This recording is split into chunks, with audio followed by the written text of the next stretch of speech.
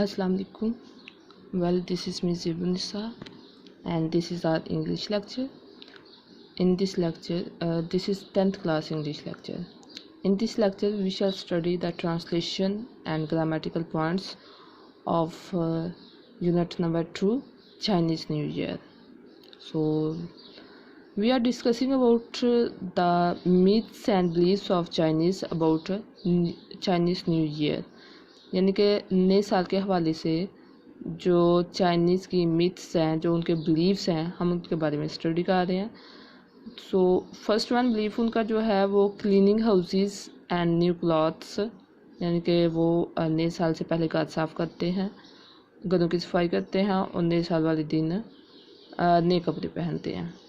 Second जो उनका belief है that is decorating the house, घर को सजाना है, सजावट उसकी करना है.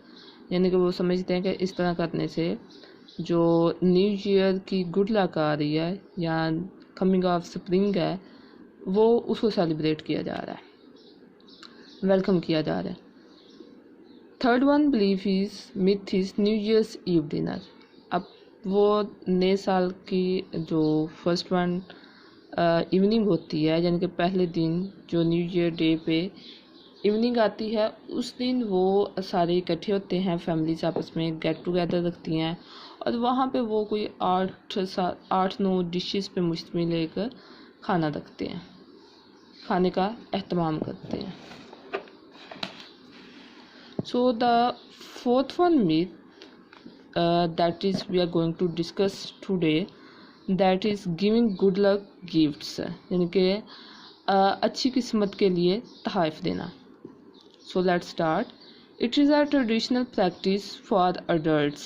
बालगों के लिए या बड़ों के लिए ये एक रवायती दस्तूर है to give children, कि वो बच्चों को देते हैं red envelopes, सुर्ख रंग के लिफाफे filled with money, रकम से भरे हुए. यानी कि उन सुर्ख रंग के लिफाफों में क्या होती है, रकम होती है. In order to symbolize wealth and prosperity, in order के लिए, टू सिम्बलाइज अलामत यानी पेश करने के लिए, या फिर जो अलामत हैं वेल्थ दौलत की, एंड प्रॉस्पेरिटी और खुशहाली की.